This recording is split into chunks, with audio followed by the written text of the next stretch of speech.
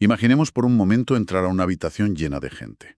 Una de estas salas bien iluminadas, ruidosas, llenas de vida. Ujú. El típico ambiente donde todo el mundo está charlando. Exacto. Y de repente es como si alguien bajara el interruptor de la luz justo encima de ti. Las miradas te atraviesan como si fueras de cristal, las conversaciones fluyen a tu alrededor sin incluirte para nada. Es una sensación gélida, la verdad, muy visceral. Totalmente. Y lo más escalofriante de todo esto es que la persona no ha hecho absolutamente nada malo para merecer ese trato. Simplemente ha cumplido años. Claro, ha cruzado esa línea invisible. Eso es.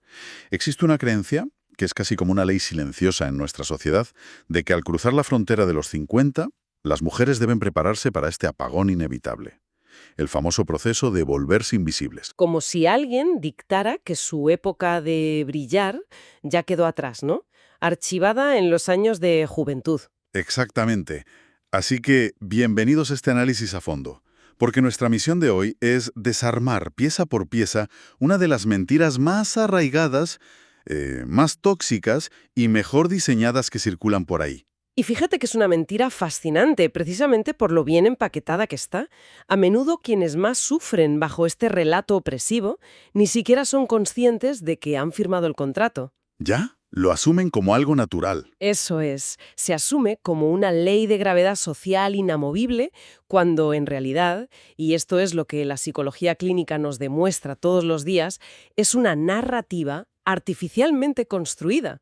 Y bueno, lo que se construye se puede derribar. Me encanta esa perspectiva.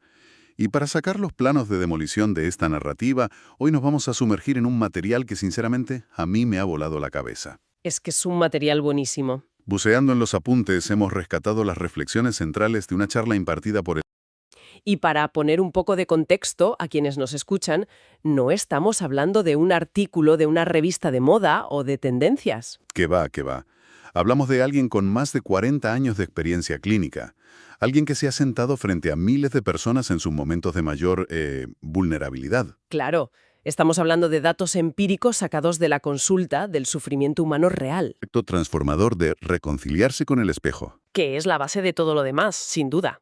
Y que quede claro desde ya, no estamos aquí para repasar consejos de maquillaje antiedad, ni trucos estéticos para disimular arrugas. Hablamos de recuperar el poder personal en su estado más puro. Totalmente de acuerdo. Vale, pues vamos a desglosar esto. ¿Por qué la sociedad nos ha vendido tan bien esta mentira de la invisibilidad? Y sobre todo, ¿cómo es posible que millones de mujeres estén apagando su propia luz desde dentro, casi sin cuestionarlo? A ver, la respuesta superficial siempre va a apuntar a la industria. Ya sabes, al sistema que se alimenta económicamente de esa inseguridad crónica. Claro, vender cremas, vender tratamientos. Exacto. Pero la respuesta profunda, la que vemos desgarrar a la gente en la consulta clínica, es que la invisibilidad rara vez es un estado que el mundo impone exclusivamente desde fuera hacia adentro, O sea que empieza en una misma. en la inmensa mayoría de los casos. Es una energía densa que comienza a proyectarse desde dentro hacia afuera. Y el kilómetro cero de esa proyección, el campo de batalla diario de casi todo el mundo, es invariablemente el espejo. Madre mía. Hay un caso clínico en las notas de la charla que me parece devastadoramente ilustrativo para entender esto. Así lo leí. La exmodelo. Exacto. Una mujer de 58 años, exmodelo, que llegó a su primera sesión de terapia llorando de pura frustración. Su queja principal era que se sentía completamente invisible. Qué duro. Aseguraba, además con un dolor muy palpable, que había desaparecido por completo del mapa de lo deseable, que ya nadie la miraba por la calle y que sentía que había dejado de existir para el resto del mundo. A ver, detengámonos ahí un segundo. Porque si escuchamos esto, cualquiera por la calle pensaría, bueno, es lógico, es el paso del tiempo. Claro, la justificación fácil. Claro, fue modelo, su identidad estaba ligada a un físico de 20 años, la juventud se esfuma y con ella la atención. Es casi el guión que todos esperamos que ocurra, ¿no? Pues eso es exactamente lo que ella misma creía. Estaba totalmente convencida de que su problema era puramente cronológico. Ya. Pero al indagar un poco en la mecánica de su rutina diaria, el verdadero monstruo salió a la luz. El terapeuta le hizo una pregunta muy sencilla. Le dijo, oye, ¿cuándo fue la última vez que te miraste al espejo con amor? Uf, pregunta difícil. Ya se derrumbó por completo. Resulta que se enfrentaba al espejo cada mañana no para verse a sí misma, no para reconocerse. Lo hacía para elaborar un catálogo forense de defectos. ¡Qué barbaridad! Un catálogo forense. Cada línea de expresión nueva era un error imperdonable. Cada cambio en la textura de su piel era una condena. O sea, no veía a una mujer con una historia rica, no veía supervivencia ni experiencia. Veía un inventario de fallos. Exacto, un inventario minucioso de cosas que estaban, entre comillas, mal. Y esto es crucial. El mundo no la veía invisible porque hubiera dejado de ser estéticamente agradable. Sino por lo que proyectaba. Eso es, la energía de rechazo visceral que sentía hacia sí misma creaba literalmente un campo de fuerza que repelía a los demás. Es una imagen brutal. Mientras leía las notas, pensaba que es como si nos pusiéramos frente al espejo a las 7 de la mañana, con la mentalidad de un inspector de Hacienda. ¡Uy, qué buena analogía! Claro, buscando a la desesperada un error en la declaración de la renta para ponernos una multa enorme, en lugar de mirar a un ser querido. Tal cual. Es que, si una persona tiene esa actitud punitiva, tan castigadora consigo misma a primera hora del día, es psicológicamente imposible que luego cruce la puerta de su casa e irradie algún tipo de magnetismo. Es imposible porque, y lo fascinante aquí es que la psicología del rechazo es muy física. Cuando te odias, al mirarte, tu cuerpo responde. Tu cuerpo se tensa, tu mandíbula se aprieta. Vas a la defensiva. Claro, emitas el contacto visual prolongado con los demás porque, en el fondo, crees que te van a juzgar con la misma dureza con la que te juzgas tú misma en el baño. Reconciliarse con el espejo, y esto es vital dejarlo claro, no tiene absolutamente nada que ver con el autoengaño. No es decirse mentiras frente al cristal. No, no. No se trata de negar la realidad, ni de repetirse afirmaciones vacías o de fingir tener la piel de los 20 años. Se trata de cambiar el marco de evaluación. Se trata de mirarse con compasión genuina. Es que hay una diferencia abismal ahí. Fíjate que hay personas muy jóvenes, con cuerpos que la publicidad calificaría de perfectos, que resultan completamente repelentes en las distancias cortas. Totalmente. Lo hemos visto 1000 veces. Y es por la cantidad de inseguridad neurobiológica y la necesidad desesperada de validación que proyectan. El rechazo hacia uno mismo es un repelente social casi infalible. Bueno, a ver. Suena precioso en teoría, la verdad. Pero seamos realistas un momento. Si una mujer lleva, no sé, 30 años condicionada por revistas, películas, comentarios familiares, a odiar sus arrugas o la forma de su cuerpo, Sí, un bombardeo constante. decirle que mañana se plante frente al cristal y se mire con compasión suena casi a una de esas frases motivacionales que te vienen impresas en una taza de café, ¿sabes? Ya, la típica taza de Mr. Wonderful. Te entiendo perfectamente. Claro. ¿Cómo se da ese salto en la vida real sin sentirse uno completamente ridículo frente al espejo? Tienes toda la razón al plantear esa fricción, porque no es magia, es puro entrenamiento cognitivo. El autor de la charla propone una acción muy práctica para empezar a, digamos, hackear este hábito destructivo. Vale, a ver. Consiste en cambiar el escrutinio por gratitud. Y sí, de forma forzada al principio si hace falta. Obligarse a buscar 3 cosas, solo 3, que apreciar cada mañana en ese reflejo. Ujú. Y tienen que ser físicas. No, para nada. No tienen que ser puramente estéticas. Puede ser, por ejemplo, notar la inteligencia o la sabiduría que reflejan esos ojos. Ujú. Puede ser la fortaleza en la postura de los hombros, o incluso puede ser la ternura visible de alguien que ha amado profundamente, que a lo mejor se ha roto en pedazos por una pérdida y que ha tenido la valentía de volver a amar. Qué bonito eso. El mecanismo aquí es entender que ese cuerpo ha sobrevivido a décadas de experiencias vitales, a enfermedades, a estrés, a partos, a insomnios. El cuerpo no es un enemigo al que hay que someter constantemente, es un vehículo heroico que merece reverencia. Me gusta muchísimo ese enfoque. La palabra reverencia lo cambia todo, porque si lo pensamos bien, una vez que alguien logra hacer las paces con su reflejo y, digamos, firma ese armisticio, Ese cese al fuego. exacto, ese cese al fuego, en una guerra que agota muchísimo, de repente se libera una cantidad de energía mental y emocional gigantesca. Absolutamente. Horas y horas de preocupación que de pronto te quedan libres para vivir. Y la gran duda que me surge leyendo esto es, ¿qué se hace con toda esa energía recuperada? Leyendo entre líneas, parece que el siguiente paso lógico es, por fin, dejar de actuar. Exacto. Empezar a comunicarse desde la verdad, ¿no? Desde la piel hacia adentro. Eso es, porque cuando ya no gastas el 50% de tu ancho de banda mental en ocultar tus supuestos defectos, puedes estar verdaderamente presente en una interacción. Y aquí entra un concepto fundamental en psicología clínica, que es el abandono del automonitoreo. Espera, detengámonos ahí porque me parece clave. ¿A qué te refieres exactamente con automonitoreo?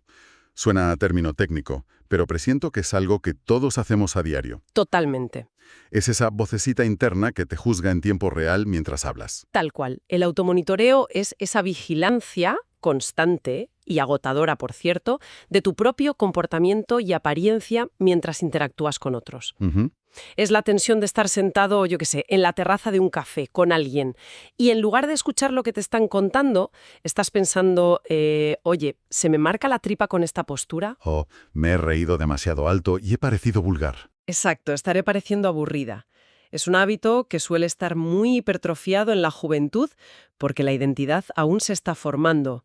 Pero el drama es que muchas personas lo arrastran toda la vida por la presión de competir con versiones más jóvenes de sí mismas. Qué asfixia, de verdad. Pensándolo así, es como estar en una cita o en una cena, y en lugar de simplemente disfrutar de la charla y de la comida, Estás trabajando. es como si tuvieras a un productor de televisión soplándote por el pinganillo constantemente, diciéndote, ¿qué cara poner? ¿Qué ángulo de la cámara te favorece más? ¿Y qué decir para subir la audiencia? Es una metáfora perfecta.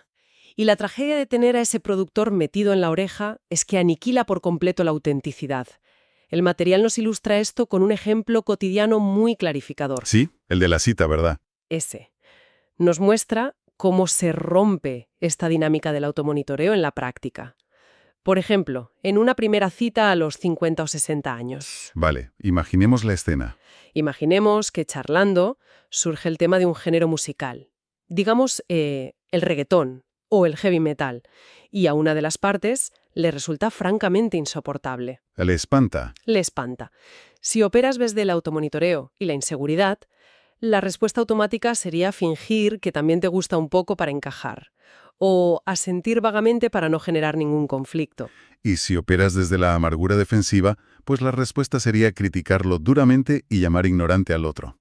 Claro. Exactamente. Y aquí es donde se pone realmente interesante, porque la alternativa madura rompe el guión por completo. Así es.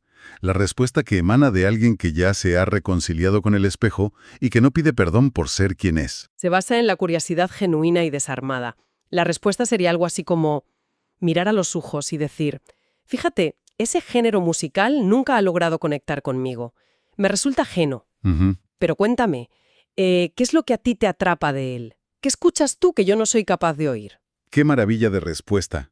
Es una interacción pequeñísima, pero demuestra lo que el autor llama comunicación con sustancia. Eso es, profundidad. Claro, en una época donde casi todas las interacciones están meticulosamente diseñadas para ser resbaladizas, ¿no? Superficiales para no incomodar a nadie, Donde la gente se tira horas hablando del clima. o del estrés del trabajo, o de la serie de moda de turno, ofrecer profundidad real desde la vulnerabilidad se vuelve absolutamente irresistible. Es que es encontrar un oasis de agua fresca en medio de un desierto de relaciones públicas. Y quien ha vivido 5 o 6 décadas tiene una ventaja abrumadora y totalmente injusta frente a la juventud en este terreno. Claro, el bagaje. Exacto. Una persona madura ha leído cientos de libros, ha visto el mundo cambiar de paradigma, ha sobrevivido a crisis económicas, divorcios, Y probablemente ha despedido a seres queridos para siempre. y todo ese inmenso bagaje aporta unos matices al pensamiento y a la empatía que son sencillamente imposibles de falsificar a los 20 años. O sea, no se pueden comprar ni inyectar en una clínica. Es verdad. Cuando los hombres maduros hablan con honestidad de qué les atrajo inicialmente de sus parejas a largo plazo en esa etapa de la vida, casi nunca mencionan atributos físicos. Qué dato tan curioso. Lo que mencionan, de forma consistente, es que la primera vez que se sentaron a tomar algo, fueron capaces de conversar ininterrumpidamente durante 3 horas sin mirar el móvil. Claro, el estímulo intelectual. Mencionan eso, el sentido del humor inteligente y la profundidad de la conexión emocional. Pero claro, hay una trampa tremenda ahí. Porque me imagino que no es tan fácil como decir, bueno, he vivido mucho, por lo tanto soy automáticamente interesante. No, para nada. Porque a veces, por desgracia, esa experiencia vital acumulada se pudre y se traduce en pura amargura. No basta con haber recibido los golpes de la vida. Importa muchísimo cómo procesas y cómo cuentas esa historia, ¿no? Has tocado un punto crítico. La forma de reformular y narrar el propio pasado marca la diferencia total entre el magnetismo y la repulsión. Ujú. Hablar de las decepciones de la vida, de los ex o de los reveses profesionales, desde el victimismo crónico, el resentimiento o la amargura, es una fuerza centrífuga que aleja a cualquiera instantáneamente. A nadie le gusta sentirse el terapeuta no remunerado en una cita. Totalmente, menuda losa. Sin embargo, hablar de esas mismas cicatrices desde la resiliencia, desde la lección aprendida y con un humor compasivo, eso atrae magnéticamente. Demuestra que has hecho los deberes emocionales. Exacto. Y a esto se le suma la habilidad maestra de la madurez, que es la capacidad de escuchar. Saber leer entre líneas, notar que el otro ha dudado un segundo al hablar de un tema, hacer preguntas de seguimiento en lugar de esperar tu turno para hablar. Qué importante es eso hoy en día. Ofrecer atención plena es el mayor afrodisíaco en la era de la distracción. Mero apunto. Y toda esa evolución interna, esa profundidad emocional de la que estamos hablando, no se queda herméticamente aislada en el cerebro. Inevitablemente se derrama, se filtra hacia el exterior. Se hace física. Y esto nos lleva a un mecanismo que me parece de lo más fascinante de todo el material que hemos revisado. Cómo el hacer las paces con el espejo cambia literalmente y de forma mecánica la forma en que el cuerpo de una persona ocupa el espacio físico en una habitación. Es brutal. Piensa en cuántas veces observamos a personas caminar por la calle o entrar a un restaurante moviéndose como si estuvieran, no sé, pidiendo perdón por consumir oxígeno. Encorvadas, con el paso apresurado. Sí, esquivando las miradas, casi pegadas a la pared. Pues esa es la manifestación somática, la manifestación física de la invisibilidad internalizada de la que hablábamos al principio. El cuerpo no miente. El autor relata la historia clínica de una clienta de 55 años, recién atravesada por un divorcio muy doloroso. Un momento vital muy complicado. Su sensación de inutilidad y de invisibilidad era tan profunda que su cuerpo se había adaptado por completo a esa narrativa. Caminaba mirando perpetuamente al suelo, con los hombros hundidos hacia el pecho, casi como protegiendo el corazón. Ujú. Se movía rápido, como un fantasma queriendo desaparecer del espacio físico lo antes posible para no molestar a nadie. Y el terapeuta no le dio un discurso motivacional, ¿verdad? No. Le pidió hacer un ejercicio físico muy simple, pero radical. Le pidió que caminara de un lado a otro de la habitación de consulta, siendo plenamente consciente de cada movimiento. Vale. Sintiendo el peso, el contacto sólido de la planta del pie con el suelo, le pidió forzar los hombros a relajarse hacia atrás, levantar la barbilla y mantener la mirada fija al frente. Pero a ver, ¿me estás diciendo que con echar los hombros hacia atrás y levantar un poco la cabeza, ya te vuelves magnética y curas un trauma de divorcio de la noche a la mañana? Entiendo tu escepticismo, claro. Suena un poco a solución mágica para un problema muy profundo, ¿no? Lo sé, pero la neurociencia nos explica el porqué. No es magia, es el principio de retroalimentación somática. A ver, explícame eso. Cuando encorvas los hombros y miras al suelo, tu cuerpo le está enviando una señal directa al cerebro diciendo: «Hey, estamos bajo amenaza, hazte pequeño». Y el cerebro responde liberando cortisol, la hormona del estrés. Ah, claro, el bucle físico-mental. Sin embargo, cuando adoptas una postura de expansión, de dignidad, el nervio vago se estimula de manera diferente. El ritmo cardíaco se estabiliza y tu cerebro interpreta algo muy distinto. Interpreta: «Vale, estamos seguros, tenemos el control». ¡Qué fuerte! O sea, el cuerpo le da instrucciones a la mente. Tal cual. En el caso de esta paciente, la transformación no fue solo mecánica, fue un cortocircuito emocional instantáneo. Al caminar así, habitando su espacio sin pedir disculpas por existir, pasó de ser una figura que intentaba borrarse a sí misma a alguien que irradiaba una gracia natural increíble. De aquí viene el cierre del círculo, ¿no? Exacto.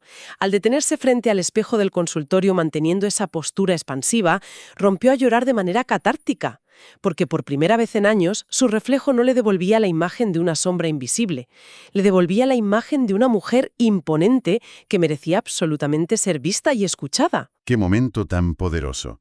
Es la prueba empírica de que el cuerpo y la mente no son entes separados que van por libre.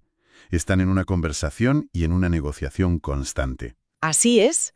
Y para proyectar esa presencia en el mundo, para poder sostener, por ejemplo, un contacto visual directo, que no comunique ni desafío ni sumisión, sino un, claro, oye, estoy aquí, me pertenezco y te estoy escuchando, hace falta una base muy sólida.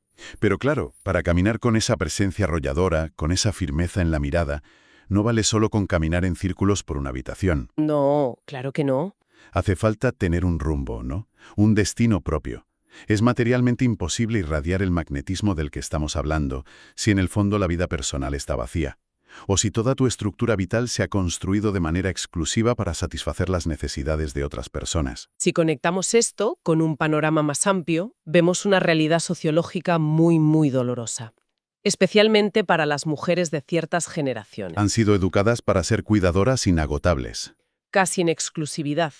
Han sido definidas por sus roles toda su vida. La madre sacrificada, la esposa abnegada, el pilar emocional que sostiene a toda la familia pase lo que pase. Y el gran drama llega cuando esos roles, por simple ley de vida, mutan o terminan. Exactamente. Llega un divorcio inesperado, llega la jubilación, o simplemente los hijos crecen y aparece el famoso síndrome del nido vacío, y de repente el suelo desaparece bajo sus pies.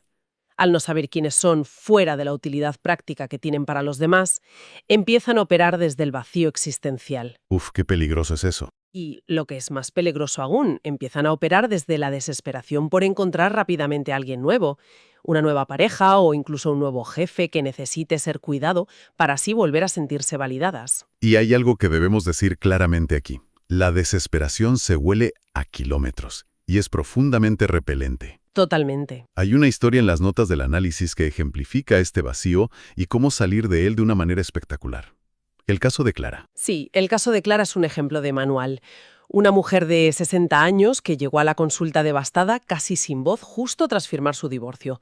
Había pasado 3 décadas y media de su vida definida total y absolutamente como la mujer de y la madre de. Claro, al verse de pronto sola en una casa vacía, pues se sentía inútil, caducada e invisible. Otra vez la palabra. El proceso de terapia no se centró en descargarle una aplicación de citas, ni en buscarle un sustituto al que plancharle las camisas. Menos mal. Se centró en escarbar en las ruinas de su propio pasado.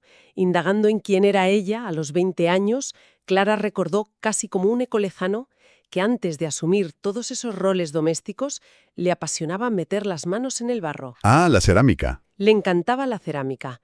Y con muchísima resistencia inicial, sintiéndose demasiado mayor y un poco ridícula, se apuntó a un taller de alfarería en su barrio. Y ahí es donde la maquinaria interna cambia de marcha por completo. Completamente. Fíjate en el cambio de mecanismo mental. La energía vital de Clara dio un giro de 180 grados. Pasó de despertarse obsesionada con lo que había perdido a levantarse enfocada en lo que iba a crear esa misma tarde. ¿Su postura física seguro que también cambió? Volvía de las clases con los delantales sucios de arcilla, pero irradiando una vitalidad y un propósito innegable. Y el giro de guión narrativo de esta historia es que, un año después, sin buscarlo en absoluto, terminó conociendo a su nueva pareja en ese mismo taller. ¡Qué maravilla! Es la demostración empírica de que la versión más magnética de uno mismo no se queda atrapada en los 20 años. Puede aparecer pasados los 60 con las manos manchadas de arcilla, completamente inmersa en una pasión puramente propia. Totalmente. Y hay un matiz en esto del propósito que me parece vital subrayar para que nadie nos escuche y se agobie. Este propósito vital no tiene por qué pasar por el filtro agotador de la productividad capitalista. ¡Uy, no! ¿Qué va? Porque a veces parece que si encuentras un hobby a los 60, jolín, tienes que montar una startup y monetizarlo en Internet para que sea válido. No. El estrés de rentabilizarlo todo, sí. Y no.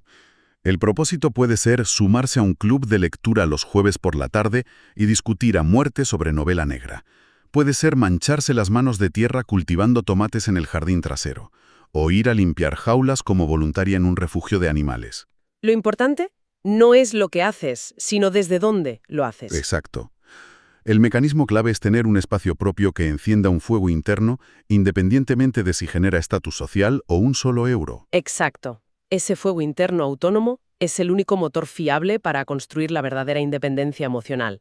Y ojo, hay que entender bien este concepto. A ver. La independencia emocional no significa volverse una roca, alguien frío, cínico, distante que no necesita a nadie. Significa simplemente dejar de ser una hoja llevada por el viento, que depende exclusivamente de la validación externa para saber si tiene valor ese martes por la tarde. ¿Cómo funciona en la práctica?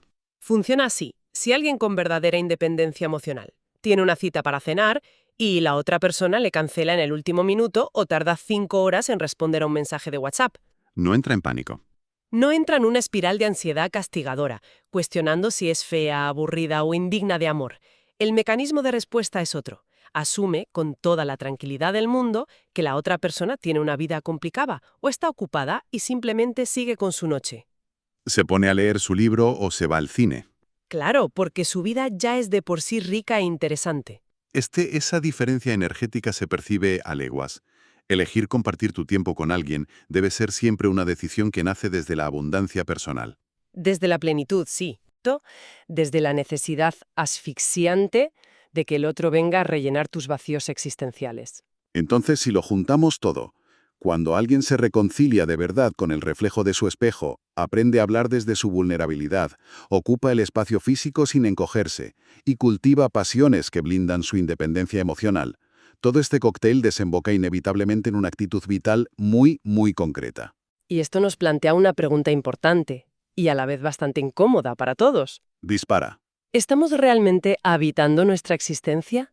¿O simplemente estamos pasando por los movimientos de la rutina, como actores secundarios, esperando a que el reloj avance hacia el final? Uf, qué pregunta. Todo lo que hemos desgranado de los apuntes nos lleva al séptimo y último hábito de este viaje, que es la alegría de vivir. Y aquí hay que hacer una distinción crucial.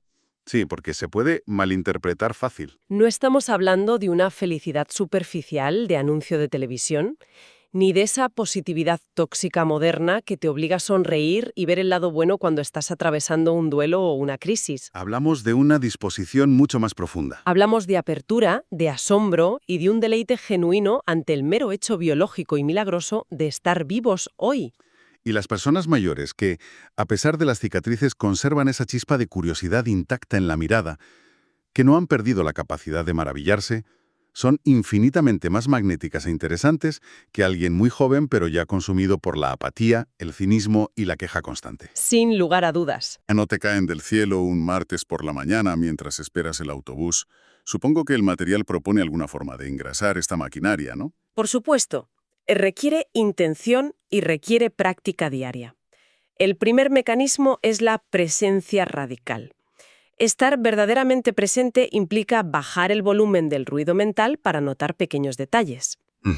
Cómo cae la luz cobrija del atardecer en los muebles del salón, por ejemplo, o dedicar 5 minutos a disfrutar físicamente del calor y el sabor del café por la mañana, en lugar de engullirlo mientras tu cerebro ya está estresándose por la lista de la compra o el correo del trabajo.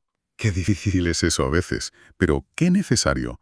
¿Y el segundo pilar? El segundo pilar es dinamitar la actitud de sabelotodo.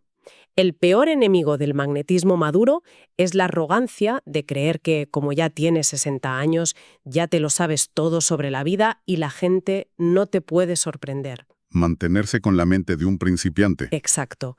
Y el tercer elemento, que a menudo olvidamos, es permitirse el juego.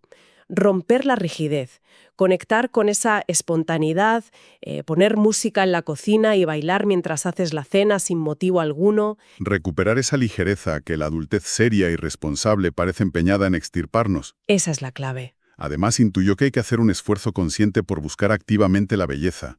Es un entrenamiento del nervio óptico y mental, ¿verdad? En lugar de escanear constantemente tu entorno o tu propio espejo, buscando lo que está roto, lo que falta o lo que se equivoca, forzar a tu cerebro a encontrar lo que es hermoso y digno de atención. Exactamente. Es cambiar las gafas a través de las cuales filmas tu propia película. A ese entrenamiento hay que sumarle una limpieza muy necesaria, que es soltar los resentimientos pesados del pasado. Menudo lastre. El rencor no solo es tóxico a nivel emocional, es un equipaje físico tan pesado que encorva la postura, endurece los rasgos faciales y amarga el tono de voz. Pero, fundamentalmente, el ancla absoluta de esta alegría de vivir es abrazar de una vez por todas la impermanencia. Muerte y tiempo limitado. Entender a un nivel verdaderamente visceral que el tiempo es un recurso estrictamente limitado y, lejos de ser un pensamiento macabro o deprimente, la conciencia plena de la propia mortalidad es el mayor catalizador psicológico para no posponer más la alegría. Claro, cuando interiorizas que el tiempo no es infinito, La decisión de disfrutar el aquí y el ahora deja de ser una opción romántica y se vuelve una prioridad innegociable. Es que no hay tiempo que perder. Entonces, ¿qué significa todo esto a nivel práctico? Significa que volverse una presencia irresistible, generar ese magnetismo abrumador después de los 50 años, no tiene absolutamente nada que ver con aprenderse de memoria tácticas de seducción o disimular la edad. Para nada. Es, pura y llanamente, la consecuencia natural, el efecto secundario biológico e inevitable de estar radicalmente comprometido con el presente y profundamente a gusto en tu propia piel. Podríamos resumirlo diciendo que es el resultado lógico de dejar de pedir disculpas por existir y dejar de resistirse a quien uno es realmente. Qué gran frase. Llegados a este punto, si echamos la vista atrás para recapitular el viaje analítico de hoy, vemos que todo este inmenso cambio de paradigma empieza invariablemente con un primer paso minúsculo, pero de una valentía tremenda. Ese paso frente al cristal. Un paso que se da en el rincón más íntimo de cualquier casa, que es reconciliarse con el espejo, entender que el reflejo no es el enemigo, comprender que no se trata de entrar en una competición trucada y agotadora contra versiones de 20 años en un escaparate que no te pertenece. Es cambiar de juego. Se trata de asumir que, al sumar décadas, se pasa a jugar en una liga completamente diferente, una liga superior, donde la moneda de cambio real es la profundidad intelectual, la sabiduría destilada, la resiliencia probada en batalla y una seguridad inquebrantable que solo da el tiempo. Y tras analizar toda esta evidencia clínica y psicológica a fondo, me gustaría dejar una reflexión final sobre la mesa para masticarla con calma. Adelante. Si el magnetismo real, la presencia arrolladora y el poder personal genuino crece exponencialmente con el paso de las décadas, a medida que ganamos experiencia, integramos nuestras heridas y logramos esa paz con nuestra propia imagen, Ujú. ¿no será que la obsesión febril de la sociedad moderna por imponernos la búsqueda de la juventud eterna es en el fondo una distracción perfectamente orquestada? Wow. Quizás todo este bombardeo incesante sobre evitar envejecer a toda costa sea simplemente un mecanismo de defensa del propio sistema, una estrategia brillante para evitar que las personas maduras se den cuenta del inmenso y formidable poder que realmente poseen. Madre mía. Un poder que podría alterar por completo las dinámicas sociales una vez que sencillamente dejan de pedir permiso para existir y deciden ocupar todo su espacio. Es una perspectiva monumental que te obliga a replantearte casi todo lo que consumimos visualmente a diario. Desde luego es una idea para darle unas cuantas vueltas en la cabeza esta semana. Totalmente. La gran invitación que deja este análisis para quienes nos escuchan es atreverse a dar ese pequeño primer paso hoy mismo, que mañana por la mañana, al ponerse frente a ese cristal en el baño, se cambie conscientemente el escrutinio forense por la compasión. Que se miren con cariño. Que se retome, aunque sea con un poco de miedo, esa pasión que quedó cubierta de polvo en un cajón. Que se camine por la calle sintiendo el suelo y ocupando el espacio propio sin bajar la mirada ni un milímetro. Eso es fundamental. Porque la evidencia es muy clara. Cuando verdaderamente se abraza la autenticidad y se hace las paces con el propio reflejo, la luz propia no tiene más remedio que salir ahí fuera y brillar de una manera absolutamente deslumbrante.